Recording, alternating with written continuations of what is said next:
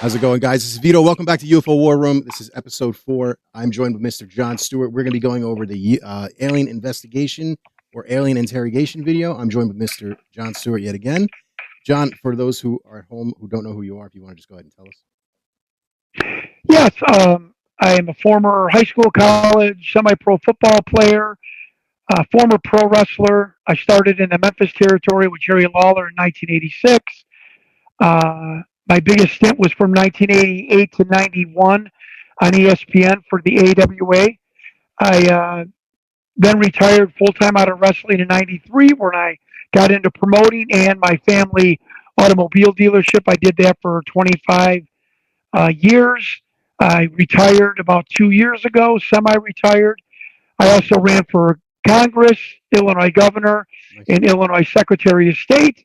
And in 2019, for whatever reason, I started this crazy investigation to simply find the truth of the 1997 Victor alien interview footage. So people might not be familiar with what this is. If you want to go ahead and just go over what this video is for us, like explain to us what drew you to this video, like because it's good quality as far as for the time. The lighting I think throws me off a bit, but what is it that drew you specifically to that video that made you go, something's not right, something might be real, this thing looks legit? Yeah, it was coming off the heels of the 1995 alien autopsy, so everyone was skeptical. And I kept seeing commercials for alien interview, and what drew me uh, was its authenticity of it being so casual.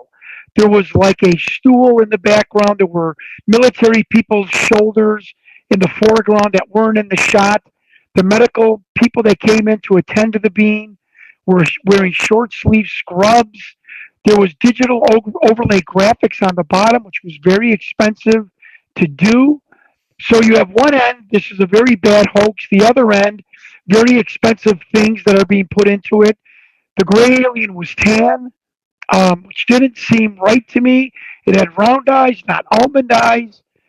There was just really some uh, very interesting aspects that did not make sense to me and could quite possibly prove that it was a very casual, run of the mill, smuggled out film of an alien interview interrogation, like Victor said.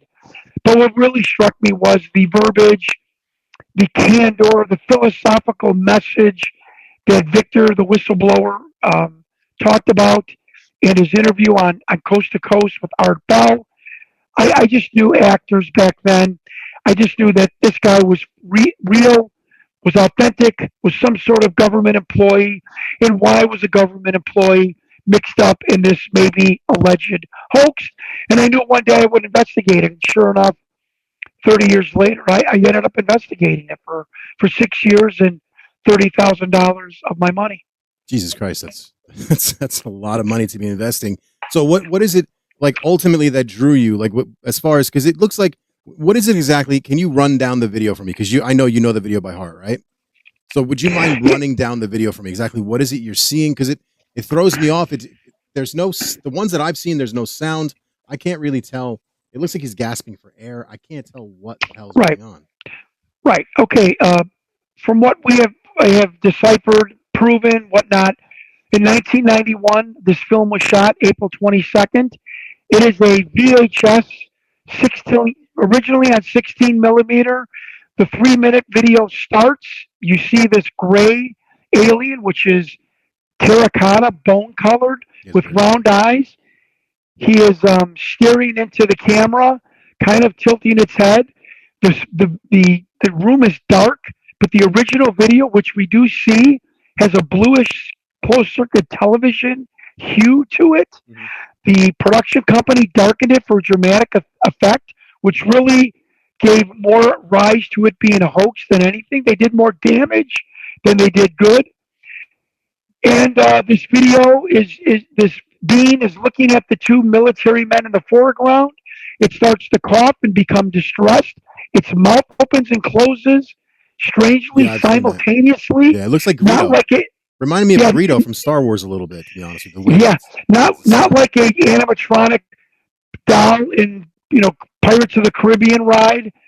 And two medics come in to tend to it with a small torchlight and with gloves on and masks. And Victor said this was biosafety level 2, which coincides with the way the medics were dressed, which was gloves, masks, hat, right, and garments. Yeah, bare minimum. Yeah, Bare minimum, right? And the being is coughing. Black foam starts coming from its mouth.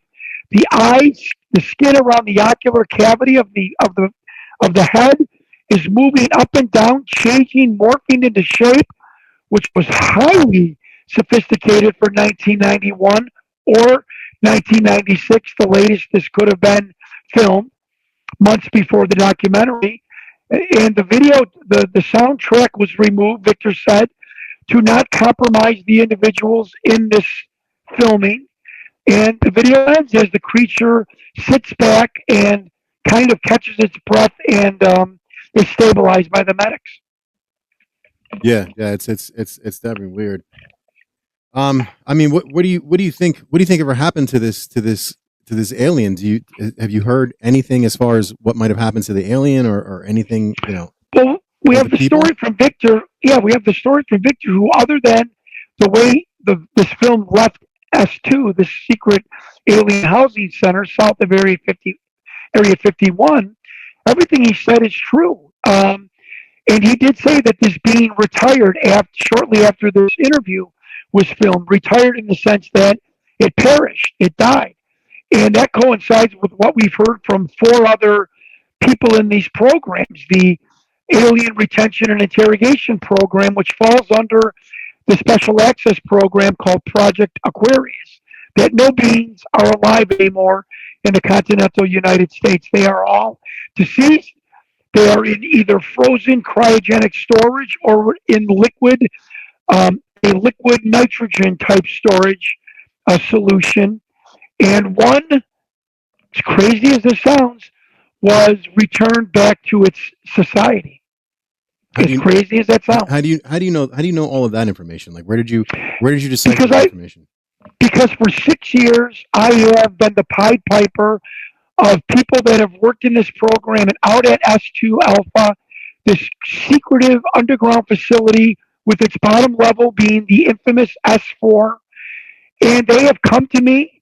They have all been working there at different years, different eras, different arms of the military, different private contractors, all saying the same damn narrative. And that's how you build a case as an investigator and a journalist, is taking whistleblower statements that whistleblowers who do not know your other contacts, but are all saying the same narrative. Now, are these, and by piecing that together, I've made my statements. Are these people all willing to come forwards and like swear at all this stuff, or they're all like, no way? Well, they came forward to me. No, of course not. No one is going to lose their pension, right, and their and risk going to jail and being tried for treason, because they've all signed these crazy NDA agreements, non-disclosure agreements. 2 men did come out who by chance had the DD-214s, would place them in this facility.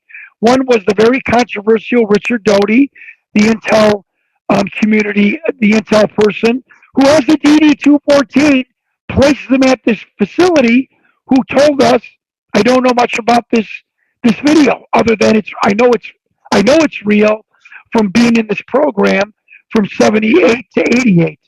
And a Sergeant Michael Munoz, which nobody talks about because it proves the story, and we don't want Jon Stewart to be right. God forbid the crazy Italian guy from Chicago is actually correct. Right. Sergeant Michael Munoz from the Army, who came in on a chat group on YouTube and said, hey, morons, this guy Jon Stewart, he's telling you the truth. His whistleblowers are accurate. I was a procurement person for S2 Alpha. I could tell you how to get the wall clock, how to get a dignitary down there, and I'm going to tell you the code to get into this facility, Yankee White. We researched Yankee White, its numerical coding in the United States Intel is number 27, level 27. Do you know what's on the bottom of this film? The number 27 from 1996. So, I mean, it was stuff like that. We were just like, this is too coincidental. These heroes could come forward like Doty and Sergeant Munoz and Bob Lazar that all said the same redundant story. That there was a facilities around the rim of Papoose Lake, south of Area 51, that had reverse propulsion, and the management, interrogation, the interdiction, the housing of off-planet, interdimensional at times, biological beings. That's what I was curious about. Is it because the coloring of the people say that the gray aliens can be different color, different species, different whatever. Correct. But this one definitely looks more different than what you typically see. So I'm curious if was this developed in a lab? Do you think this was actually captured from a craft? Do you think that this was like, where do you think they got this actual? If this alien is real and legitimate, and I'm not saying it's not, but if he is right. or she, where do you think they got this from? Like, do you know anything about it as far as how long it lived after the video? What type of distress? Because it looked like it was gasping for air. I'm assuming it breathes oxygen, and I mean, I don't even know. This is amazing. None of the whistleblowers knew where that being came from. So, I don't want to get off on a tangent here. When everybody that's in the know that you had come forward all tell you, we're really not sure. That, to me, is like a green flag. Like, wow, these people are all on the same page who don't know each other. So we never knew the provenance. We do know that it came to the facility at some point in 1989. Did it come from Sandia Labs? Did it come from Los Alamos? Did it come from Fort Hood, Fort Meade, Michael Reed Hospital? Did it come from Homestead in Florida, Wright-Patterson? We don't know. Right. We do know that it was a CBEB, a cloned extraterrestrial biological entity, type 2, from the star system Tau Ceti, which is in the Reticulum star constellation. And this was told to us by 3 people in the program. A clone you were looking at a clone android to some degree that was sent here. He was cloned. He was a haploid. He had only one sexual chromosome. So he made it via test tube or in vitro or a non-coitus type of reproduction. He was part biological synthetic android. They now call these type of alien beings ETs. I was told do not call them aliens anymore. That this is now called a saber, like a sword. Synthetic astrobiological extraterrestrial race. And they were part android machine, part biological material, so they could withstand the lengthy interstellar travel. Huh. So I wonder if they do. Said no retired car dealer ever. Yeah, you've definitely had an interesting life, going from wrestler to almost governor to UFO chaser. Have you yourself ever witnessed a UFO or any type of anything? And if so, what have you seen? I have in the Upper Peninsula. Yeah, in the Upper Peninsula of Michigan, where my family's summer home has been. It has been up there since 1962. Just about over what's called Watersmeet, which is a very weird place. This is the place of the Paulding Light, many other weird phenomenon. Off in the distance, the middle of the night, I saw a white, dull light do a loop-de-loop in the sky. I don't know, are Cessnas flying in the middle of the night doing a loop-de-loop? And then I was in Red Rock State Park in Nevada, where the petroglyphs are. I was in the back seat. My wife and her sister were in the front seat, and they were 2 Italian caccarones, chatterboxing. And I looked up to the right, and over Blue Diamond, I had to get that in. Over Blue Diamond, Arizona, I see this silver chrome sphere about 2,500 feet in the air. And I said, God, is that a nose cone of an American Airlines flight? But it was like a big beach ball the size of a small car. And I kept looking at it. I told my wife and her sister to look to the right, stop talking and look to the right up in the sky. And I looked at it. I saw it again. And it didn't fade away. It didn't fly away. It snapped off like a light switch. Bizarre. And when we drove into Blue Diamond, Arizona, I told people about it. 2 people saw it when I saw it. And they said, quote, that happens all the time. So those were my 2 encounters with alleged unknown UAP phenomenon. Yeah, I'm 49, and I've always, I've believed my entire life we can't be the only thing. There's no way we're the only thing in this universe, or whatever you want to call it. There's no way we're the only thing. No way. And with all the things that people have seen over the centuries and millennia that have been documented all throughout time, there's no way that these things, it's the same thing people are seeing: orbs, spheres, cylinders, saucers. There's no way possible that we're the only thing. Yeah. So VITO, VITO, extraterrestrials, UFOs have been the source code of religion. Oh, for sure. And I believe in Jesus Christ. I believe in a creator. I've never, folks, 6 years after this crazy investigation, I've never been more spiritual in my life. I've never been happier in my life. I am a follower of the life of Jesus Christ. I'm not a believer. Why would I even think that there was a chance he didn't exist? I'm a follower of Jesus Christ. I believe that he was sent down by a creator. I believe that many of the prophets or the scriptures in the Bible were misinterpreted visitations. I believe that these beings from antiquity at times did represent our creator. So yes, I 100% agree to you that a lot of the stories and scriptures and all of these cultures that have the same story of something intelligent coming down from the sky and intermingling, interacting, intermating, teaching the human Homo sapiens here on the planet can't all be a lie. Yeah, I agree with you. But last year, I witnessed my first UFO, and it was during filming. I was out filming the drones. You know what I mean? I was just trying to get my YouTube channel to blow up a little bit. So I'm like, I'm filming these drones, and I start seeing, weird shit. And I look up, and I'm actually literally live streaming it over here. And from this side of me, something streaks across the sky, and it's a C-shaped craft that just glides across the sky like that and is gone. 5 minutes later, while I'm live streaming, a helicopter flies directly over me, like a couple hundred feet. Freaked me the hell out, like literally right over me. It's because, it happened, 2-3 football fields over to my left, and then within 5 minutes, some crazy blacked out helicopter flies over me. And then while I was filming these things, I kept seeing orbs. I kept seeing the drones do weird shit. So I believed my entire life, but now that I've actually seen something, this is what made me start branching off of the gaming and start doing the UFO stuff. And it's taken me a few months to decide what I want to do, but this is, I'm enjoying it. I've never been, And since I've been doing it, I've had random weird shit happen. So have you had random weird interactions with people? Have you had people approach you and say, maybe you should shut your mouth? Like what have you had? Can you run us through it? Is it safe for you to talk about?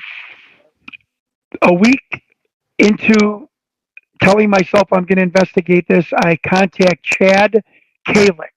He is the producer director of Mr. No Face. He thinks, and I believe this, that he filmed a gray alien peeking out of a building of a closed down mental health facility. I want everyone to listen to me. And I wrote him what I was doing. He makes this statement, and it's going to be the cold opening of my new documentary. He said, I was investigating ghosts for 20 years without any weirdness in my personal life, my domestic life, nothing, no weirdness. He said, John, I investigated gray aliens for 1 week, and in that week, my life at every point went absolutely haywire. And his prophetic warning to me has happened. My life for 6 years, I've got it documented.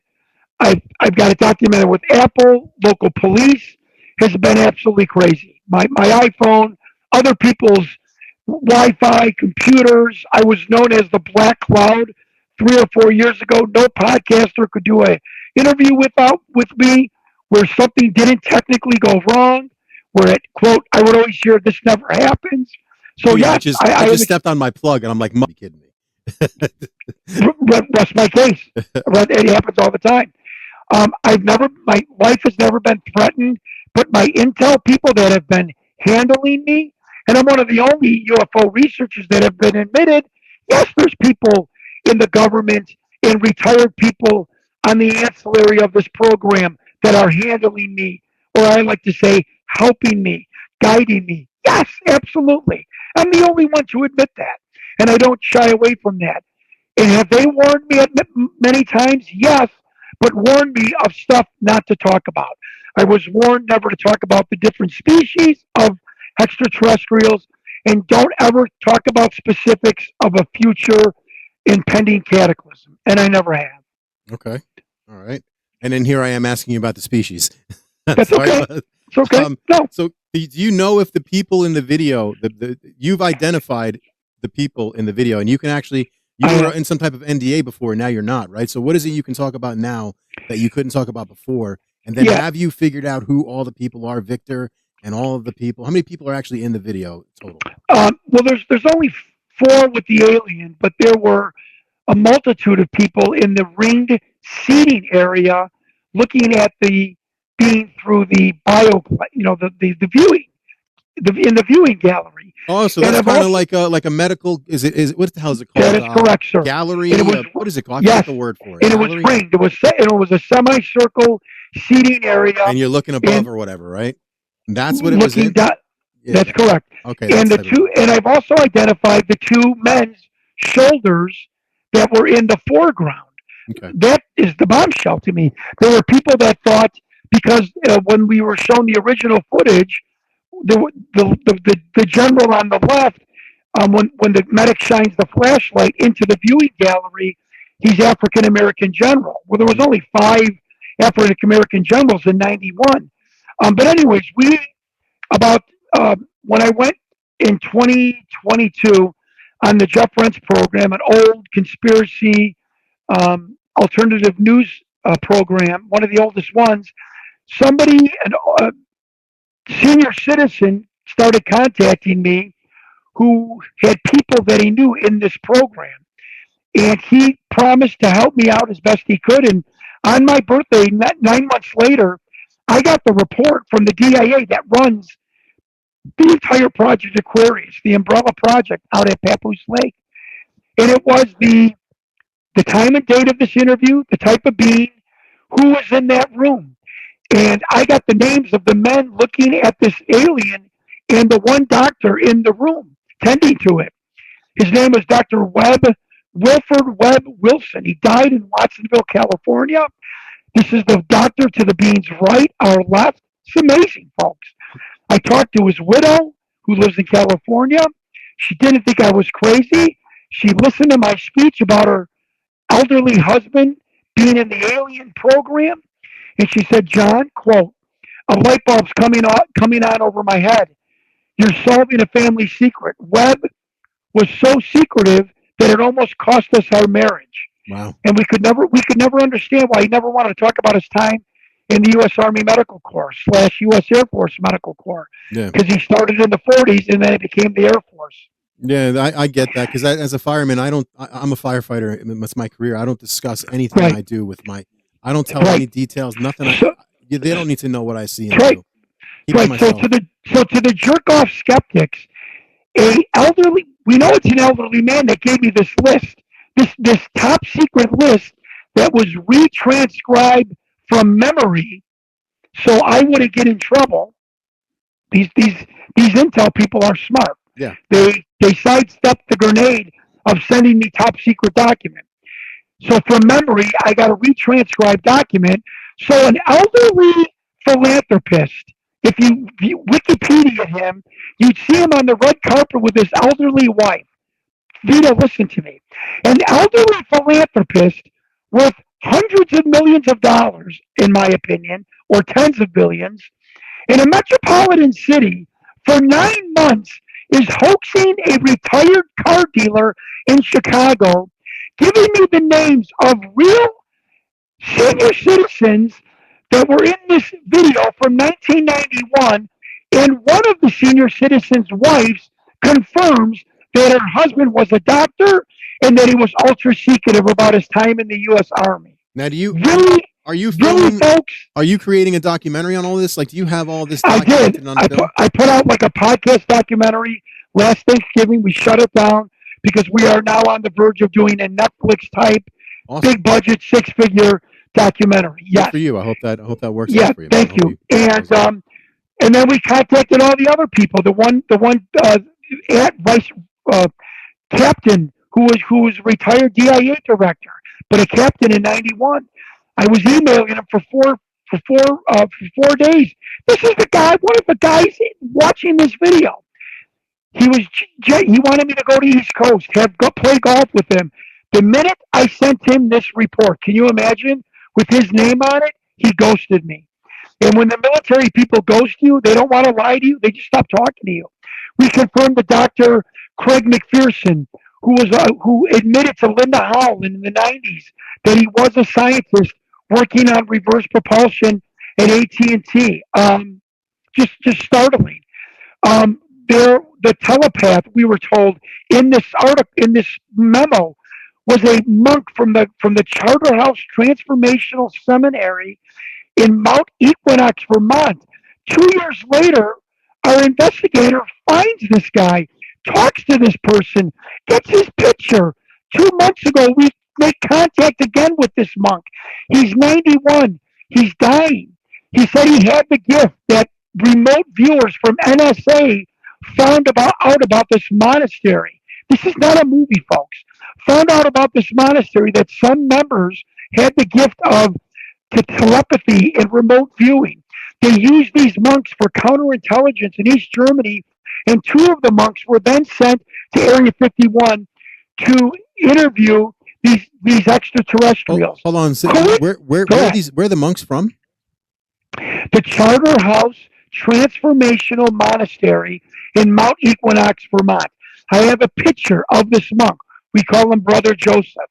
Coincidentally, one of the insiders tells us, I don't know a lot, but I remember hearing it over and over. He said, John, 2 men, 2 telepaths. Really, it was a thought projection interview. The ETs would place thoughts in your brain. It was not ESP.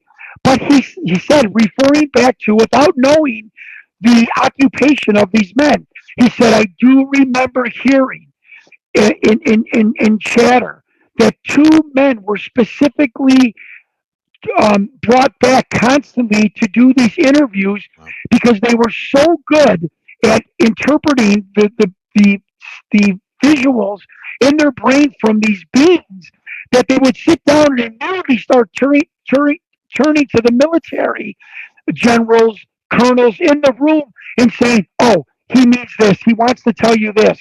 Oh, the crap that's in the Indian Ocean. It is this shape. He said they were just like almost taking dictation. So I find it funny that I get told with photos and with their place of residence about 2 monks that were uncanny and so successful in this interrogation program. And another person tells me, without knowing that they were monks, that 2 men were really adept at interviewing these extraterrestrials. This being did breathe oxygen, but it needed hyperbaric chamber treatment with a little bit more of a lighter based oxygen mixture, if that makes sense. Mm-hmm. Our atmosphere is too dense, which is why it looks very puppet-like at times, which Whitley Schreiber and many abductees said that's the way the Greys move, this weird, stilted, puppet-like momentum, because it's got the neck in the middle of the head, where human beings have the neck at the base of our skull. And it did need hyperbaric treatment for a less denser oxygen mixture. Other beings that were brought to this facility did need various types of air quality, which is why a lot of the beans, when they moved, or came out of the craft, died instantly, which you hear from recovery specialists. We saw beans laying all over the ground Right. because they did not breathe oxygen. One bean in particular breathed methane. They had to build a special chamber and pump it in with methane gas. You hear about this Dan Burris, this microbiologist, talk about J-Rod, where eventually he was dying from a neuropathy and other ailments. They had to build him a biospheric chamber, which had special atmosphere to try and keep this being as alive as possible. Just bizarre stories that all overlap. I've not heard one person tell me a story from this program and facility that contradicted another story. Even Bob Lazar, who was a gentleman who has answered every one of my emails for the past 2 years. Wow, really? Told me the greatest.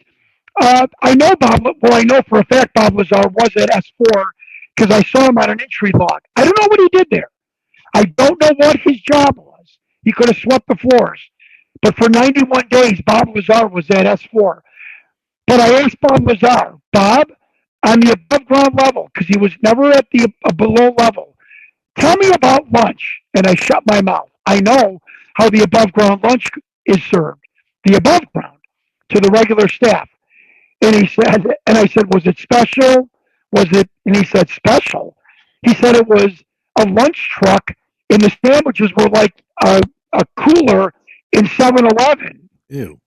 Exactly what I heard from other men who were in this program before Bob Lazar and after Bob Lazar. So I just, and Bob could have been an electronics technician. He could have been a janitor and had lunch. But I find it funny that Bob Lazar described the lunch. I am going to tell you something I've never told anyone. An insider named Paul emailed me the lunch schedule of the AHC, the Alien Housing and Retention Facility, which is under S2 Alpha Annex. We've got the satellite photo. 5 days later, another one of my intel people said, what did you do? And I said, what? He said, did you get a schedule of lunch at the annex? I said, yes, but I was just trying to verify Bob Lazar. He said they are going crazy, and they want to now change the lunch schedule because this guy just told you what the hours of the feeding. Oh, happens. You got the current lunch schedule, not like Bob Lazar. You got the current lunch schedule, like right now. Correct. Correct. I got the current lunch schedule 9 months ago. I love and that. Wait a minute. Did you follow me? 2 days later, this guy knows that I was sent from another person the lunch schedule, and is telling me now that the Defense Intelligence Agency is scrambling the hours because it's been the hours, the schedule has been outed. That's great. It's great. You're signing the alarms. Right. I asked Bob, so how did this guy know I got emailed? Because they're monitoring my email. I asked Bob Lazar, and Bob Lazar tells me, Bob Lazar thought it was hysterical. Like, ooh, you're going to change the hours now of the little, Humvee, right. Whatever it's now 9 to 2 instead of like 10 to 3. Right. You know what I mean? Ooh. Yeah, you're gonna fool the Russians. Now it's 15 minutes later. It's gonna come bobbling down the road to the facility to serve box lunches that Bob Lazar said were on the scale of 7-Eleven. I just think it's cute. It's charming.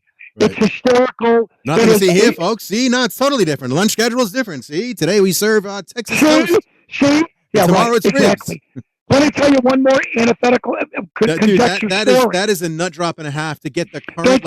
You guys want to run? Okay, here's your lunch schedule, bitch, for today. Tomorrow you're having meatloaf and what? Vito, when you're in the bunker, somebody knowing the lunch schedule to you is a huge deal. Hell yeah, right? It is. You're probably, pardon my language, your whole day probably relies around that, like lunch and right. Because to us it's amazing they're doing alien work. To this dude, he's changing an alien's diaper and he's sick of it. You know what I mean? It's like the 6th time this week that Xenon from Klaatu shit himself and he started doing it. So let me tell you another thing. My brother-in-law and I, who is not part of this investigation, but I was recruiting everyone. If you could help, and my brother-in-law helped. He's a corporate pilot for 30 years. Buy the book. My brother-in-law helped us break the Lockheed alien reproduction vehicle crash landing because we asked him, how do you fly a reproduction UFO without the FAA going, what the hell are you doing? He said you would just categorize it as experimental craft and do a round robin, and the FAA would be like, okay, it's got its waypoints, no problem. Very interesting. Anyways, but my brother-in-law, we were in Las Vegas. We interviewed, folks, don't roll your eyes. This is how reporters and investigators get info. We interviewed a beautician, born and raised in Las Vegas, who was a beautician for 35 years. The main crux of her clientele was from Area 51, Wackenhut, EG&G, military, and other people. Her uncle was a chef cook at Area 51. Her father was a mechanic out in Area 51. He could not stand the weirdness and the travel. He quit after 2 years. Listen to me about the food. She said, Uncle, tell me. He's like, honey, I can't tell you what goes on there, but I'm going to tell you one story. Every couple of days, when I would go into one section of the commissary, I mean, how do you make this story up? He said there was always a chef and his sous chef. That's like the assistant. And they were always off on an oven grill in a corner of the commissary. No one went up to them, but they were always cooking high-end, high-grade food. And we would joke with them and yell at them across the commissary that, is that for the aliens? And they would look back, not alarmed, and say, no, but it's for people very, very special. And the uncle, who was the chef, believed that was going to the underground levels of S4 to feed the scientists, to feed the military personnel, to feed the dignitaries, which is amazing because we heard dignitaries were there every so often and they would see these chefs every so often. It wasn't every day. It was once every 4 days, maybe once every 2 weeks, once a couple of days, miss a day, and it was sporadic. And I just find that a beautician story of a chef story matches a insider story that, oh no, the food truck didn't feed the personnel beneath. As Victor says, the people below ground do not come up to feed. That was specifically stated. And Victor said the high grade food would come down on the same kind of aircraft carrier dumbwaiter that the UFO was on. And Victor thought this was hysterical. That a extraterrestrial interstellar craft, not known to man, right next to it was a food cart. Really a rolling banquet food cart full of chicken fricassee. If that's not typical United States efficiency, I don't know what it is. Like, just so people stick to their job, and here's a freaking, because you got it. People are like, oh, it's extravagant, but you got to remember, this is your job, and now it becomes you get used to it, just like a soldier, firefighting, just like a doctor, your job is operating, it becomes what you're used to. So what might be crazy to us is like every day, like, all right, enough already. This freaking thing shit itself. I could tell you 15 insider things about the world of pro wrestling that would prove that it's fake, but they aren't things. Of course, I could show you stuff in the ring, what's going on, them talking to each other. Still real to me. What my point is that I could tell you 15 little insider tidbits that can tell you it's fake, and that's important because this is how you weave together a investigative story of proving something is real. I'm never going to have the alien body in formaldehyde. I'm never going to have the puppet, most likely. So it's these little conjecture stories that are proven and that are verified by sources that don't know each other. That tells me something very freaking bizarre happened south of Papoose Lake. Do you know if this was an interdimensional being, or is this one that came from another planet? This is an interstellar being. This was not interdimensional. although although many of the beings were interdimensional, that were interdicted, targeted, captured, retained, and interrogated by the United States government. I'm That's assuming your bottom dollar on I'm that. assuming you watched the Joe Rogan and Annalena Luna interview, correct? I'm assuming you watched that, or I did. that blew my mind. I mean, like it started 5 minutes in, and she's just blowing out interdimensional beings, and I'm like, holy shit! This just like blew the lid off of it. Like it just changed everything for me. And I'm not religious, but it explains religion so much as far as angels and demons And go, yeah, especially if it's it, interdimensional it, to an I, extent, in my opinion. I know other podcasters are going to cut this and put this and talk about what I'm about to say. So let Go me for it. just give a break. I find it funny because a theory that I have developed that other people in the inside of these programs are like, take it to the bank, is that the United States government, when they want to leak information, will find the most bizarre, strangest, sketchiest um, individuals that they can knock down like a straw man argument. I find it funny, okay? Hear me out here. I find it funny that Bob Lazar is pulled into this program that you can't prove his educational background.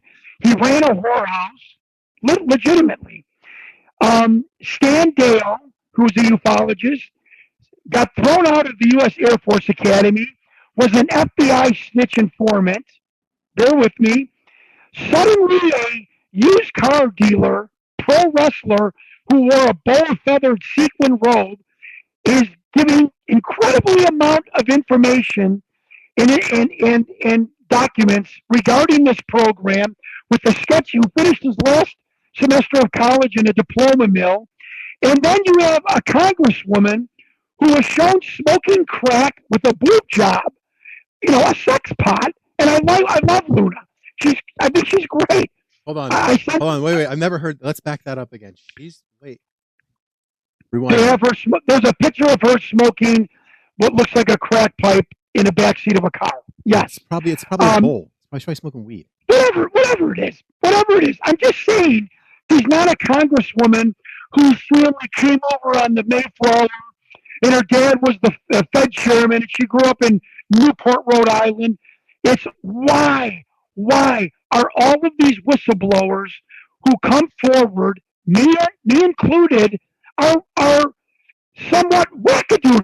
I mean, used car dealer, pro wrestler, a marijuana smoking sex pot in Congress, a Bob Lazar, Yeah, manager of a I'm sorry. whorehouse. I Am I adore her. making sense here? I'm in love with her. I Yeah. completely. I Anna mean, am Luna, if I you're making watching this, I sense? love you so much. I really do. Sorry, go ahead. Yeah, I do too.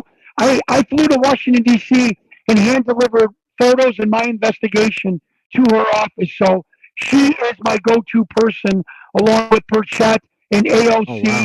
And so no, I am not disparaging Looney. I am telling you that this has been verified by people in the program, retired people in the program, that when they come to a dead end, when they want to think out of the box, when they want to release information that they find or they gravitate towards, sketchy people that can be I get it. that So can be so that people their question you credibility can like be David knocked Grush. off. People are questioning David Grush. I get it entirely. People that are going to have Thank you. some type That's of all I'm record, saying. like they would do it for me because I'm just some random nobody. Like, but then they Like if can Jon manipulate it. Stewart gets too much traction with the New York Times, all they got to do is call up the New York Times and go, I just want to let you know, you're going to do a full page. And this happened when I met the New York Times reporters. This happened after. You're going to let a used car dealer, failed pro wrestler, do a story that's going to go on the front page. I just wanted to ask you that. Just remember who you're interviewing. See, I'm the And type of that's it. dude. And that's it. I've been rebellious my entire life. Like you tell me to do this, and no, I don't want to. No. Why do I need to do that? Or don't like this politician, or don't listen to this person. That immediately makes me look into it. So I'm Right. always been combative. Right. Always been rebellious. There's a reason there's Star Wars behind me. I'm obsessed with rebellion, and even though I'm a big America First guy, big pro America guy, I still don't like being told what to do by Big Daddy. Like, you're not Yeah. going to tell me what to do. Like, I just Yeah. no. I'm going to have my own mind, form my own opinion about everything. That's how I roll. So yeah, I'm the same way. So yeah, they probably fuck with me a little bit too. I see this happening. Like, if this blows up a little bit, I see me getting messed with because I got a big. Oh, you will. I can't help Yeah. myself. No doubt about it. If you notice, I've been assaulting Twitter because my first week on Twitter, I've been kind of going nuts, R- reaching out to right. people, trying to get interviews, and just trying to blow the lid off some of this stuff. It, Man, enough. it was I want the truth. it was great. I want to tell you a story. Bart Sabrell, the guy that produced did astronauts gone wild? Did we really walk on the moon? Regardless of what you think of his theories or whatever, I called him one day. I'm like, Bart, they're effing with me and blah blah blah blah blah. And in my whole business, I lost these contracts. I was doing a huge real estate deal. I'm like, I lost it. It's off my phone, and he is laughing his ass off on the other end of the phone. I'm like, you jag off? What's so funny? He goes, it's working. I'm like, what's working? He goes, what they're doing to you. Yeah, I'm like, what are they doing to me? He goes, John, they don't kill people anymore. That was the days before the Soviet Union collapsed. They don't kill anybody anymore. They're just going to make you batshit crazy. And he goes, you just told me you're screaming to your wife on the phone. You and your father are screaming at each other because you deleted a contract is now off your phone for a real estate deal. You're going crazy, calling me screaming, hey buddy, it's working. They're doing it to you. Wow. That was a prophetic moment of my life. That hit me like a sack of potatoes. They're not going to kill you. They're going to try and make you crazy. How do you make somebody crazy in 2025? You screw with their phone. You screw with their emails. You delete stuff. You rearrange the apps. Yeah, you leave their car door unlocked, or you fuck with their car. That's one way. My wife's, and people are going to say he's bragging here. My wife's 5-year-old Jaguar SUV that was in my name gets broken into. You know what was stolen? Nothing. Yeah, but you know what they did? You know. Went into the glove box, went into the center console, whipped all the papers. The police department from Deerfield, you can see the incident report. Said I find it really weird. They didn't take anything. Yeah. What did my intel friend say? Oh, that's a signal. Just like they did to Dave Grush. They broke into his house, left Dave Grush a signal. As the alleged grassy knoll shooter of John F. Kennedy, don't roll your eyes, folks. As the alleged grassy knoll shooter of John F. Kennedy told me at lunch, he said, Johnny, it's called me Johnny, first they destroy your character. Then they destroy and kill your dog. And then you know who's next. He said, the minute you see something disparaging about you in the media, you've touched a live wire with them. He goes, right now, they're screwing with you. They're trying to make you scared. They're trying to drive you crazy. He laughed when he heard my wife's car was broken into and stuff scattered. Um, uh, what what David Grush, what they did to him. Then all of a sudden, the story about David Grush being in a mental health facility. Just like this former CIA mafia hitman told me, the second is destroy your character. Then it's kill your dog, and then it's your wife and family, and then it's you. I mean, look that's the old school. Look what they just attempted to do to the, and I don't know how, this is not getting political, but look what they just attempted to do to the former president and now current president of the States. They attempted to destroy that man for 4 years any way they could. And this is correct. A billionaire, Donald Trump, and you're a car dealership. Like, I can only imagine what they do to normal people. David Grush is a hero, in my opinion. I don't know. Yeah, the dude, especially if he's telling the truth, the man is a hero. And he deserves, recognition and to be afraid, for Christ's sake. I told the New York. You want to talk about being monitored?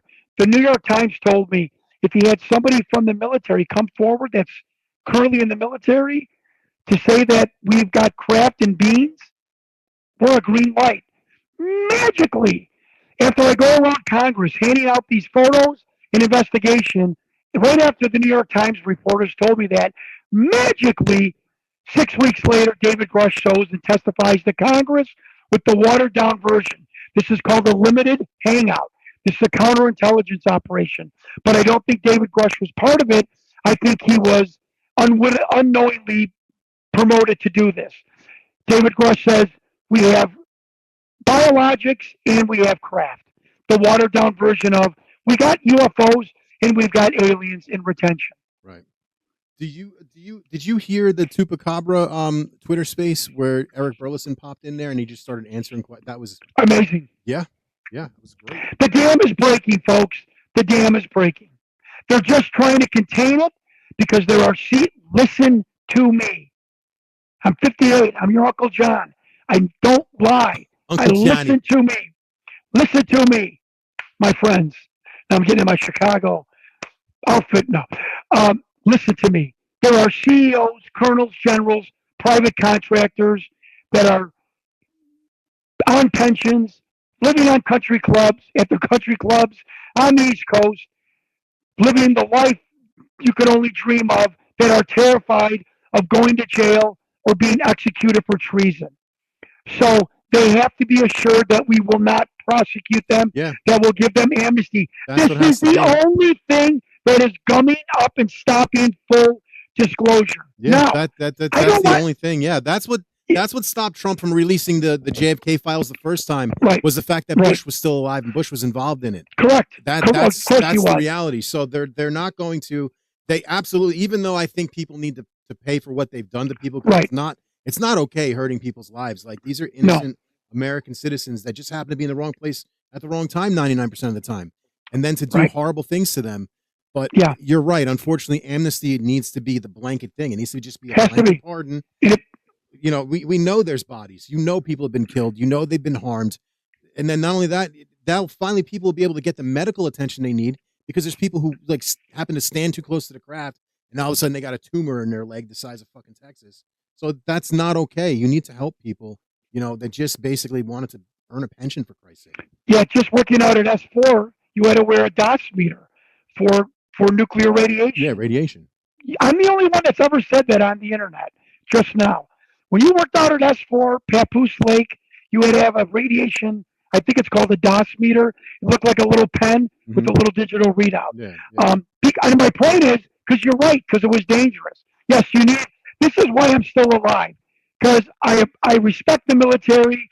I was one of the people that kept the North Chicago VA open, which they later built a $132 million John Lovell Surgical Center. Look it up. Prove I'm lying. The opening speech of the groundbreaking ceremony of the John Lovell Surgical Center at the North Chicago VA, the opening line was, when Jon Stewart and I heard that this facility was closing, we knew we had to take action. Okay, I'm not bragging. My point is, amnesty for everybody in these programs. Keep the secret technology secret, away from our enemies. But God damn it, tell the American people we have had crash retrieval, we have had beams, we have had craft. Take us inside one of these crafts, show us a couple of the dead aliens. We'll all go on with our lives. Have you had contact with any of the? I mean, you're not technically a whistleblower, but you're blowing a lid off this case. Have you had contact with any of the other whistleblowers like Michael Herrera? Because the reason I was asking you about you were bringing up the thing about the monk. I want to bring it back to that real quick for a second. You were bringing up the thing about the monk, and I asked you where he's from. You answered which monastery in the United States the monk is from. My question, what I wanted to know was, heritage-wise, where is he from? Because I believe Michael Herrera made a statement about them capturing people in Indonesia? So I was curious if these were maybe Indonesian monks, and these are the same, possible because it's the same timeline. No, okay, no, total. He looks like a VITO. You're gonna laugh. He looks like a high school gym coach from 1982 at St. Cecilia's grade school in Brooklyn. With like tape in Irish, big 80s glasses, toothy smile. All right. So I was just curious if that was. I was like, wow, because I started thinking, because you started saying monks in India, and I started thinking Tibetan monk, and then my mind goes Indonesia. I'm going 16 different places. Right. But yes, I am friends with Michael Herrera. I am friends with Jason Sands. That just I use the vernacular, sweethearts, just nice That's guys, awesome. gentlemen. I would love to talk to those gentlemen. I saw they weren't doing interviews, but you know. I'll get you. I'll see if they'll come on. But nice guys. One of them, I won't say who, has been an intermediary between me and David Grush. Just nice people. So yes, I have communicated with some of the whistleblowers. Oh, that's awesome. Because yeah, Yeah. I want to make this just. I want to have people able to tell their story. I don't want to judge you. I'm not here to judge you. I want to Yeah, listen to what you have to right. say. You know, you could be Right. telling the truth. That alien could be real. The whole thing could be real, and it could be just a psyop to screw people over and make people think Right. that it's not real. I mean, you don't know. That's right. I don't know. I wouldn't know what an alien looked like if it dry humped my leg tomorrow. You know, what Neither I mean? do I. So to say it's not like the Nazca mummies. What do you think of those things? I think those things are legit. I think those things are absolutely legit. I think they're legit. You want to hear something I've never said before? I mean, I could go through 50 points of interest why they are legit. There was a plate that was almost like hermetically, biologically welded either to the chest or to the skull cap that was done thousands of years ago. Stop. You know, with this, they were made up. And not only that, you got three or four of them that are actually pregnant, one with eggs and one with an actual baby. End of fucking discussion. End of discussion's over. Here's what you're never going to hear. Okay? I get an x-ray of the spine of the Nazca extraterrestrials. The spine. I'm reading a National Geographic magazine at my house because I like that magazine. Right. I see a huge color photo. The spine of Osiris. Osiris was allegedly an ET that came from the heavens. Right. The amulet of the spine of Osiris matches perfectly to the spine of one of those Nazca mummies. Now, you tell me how an Egyptian priest wears the amulet, or they wore an amulet of an Egyptian priest that came down from the heavens, and it's the same thing as the spine of a Nazca mummy, and they call it the spine of Osiris. Give me game, set, and match. Those mummies are real, and I'll bet everything on it that they're real. I think all three versions, because people are like, oh, the small ones, no, we think those. I don't know, because once I found out that it wasn't, when they actually x-rayed them, they found the implants. Then they found that they weren't an assortment of bones, that was all bullshit. This is last year. I go, those things are real. I guarantee you those goddamn things are going to be real. Now, do I think they're aliens? Don't know. But they're creatures. They're alive. They walked on 2 feet and they're human-like. So what else are they? They need to search, and they're not going to know where they came from because that dude's not telling what cave they came from. And people are like, oh, why are they mummified? They're not mummified. They were preserved in Damascus earth, which is the thing that goes into pools, which is what I put in my pool heater, in my pool in the backyard. But it's just, yeah, it's crazy. Yeah, they lost my train of thought. I just find it remarkable that I know what I was going to say. Do you remember the relief, the Egyptian relief of the big-headed pharaoh, and he's got a little tiny one of these Nazca mummies on his knee, and people think, well, that was a giant holding a human. Do you think maybe it was a regular-sized being holding the small, diminutive Nazca mummy? Right. Think again, folks. Think again. Right, and they happen to look like the goddamn things from Men in Black and the things from exactly. There you go. Close Encounters. Like, come on, bro. That's right. People are getting told something. There's no way they're not getting told something. Right. So what else have you gotten going on in the future, John? With this, you got a documentary, or what else have you got? Trying to get the frick out of the UFO community. Yeah, I see you caused quite the stir on Twitter, which is pretty funny. Yeah. So yeah, just trying to. I want to put this to bed. I want to put it to rest. And I'm not going to stop until we get a big budget, 6-figure type production on worldwide streaming services. We are very close. I know it's going to happen.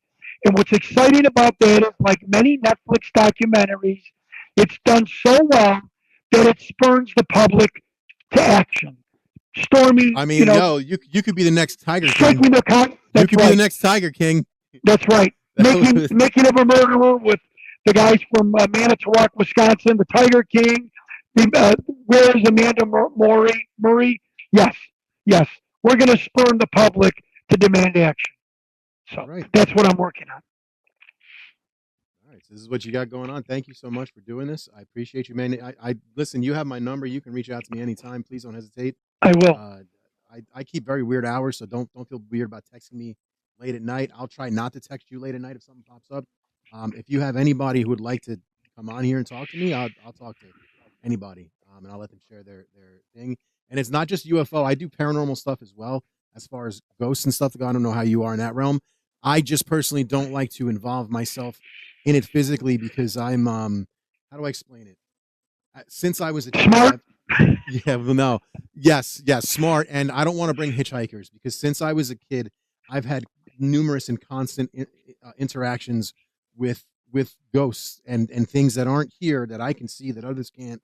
I've had interactions with them. I've spoken to them twice in my life, and even now at the firehouse that I work at, it's actually haunted and it constantly messes with me.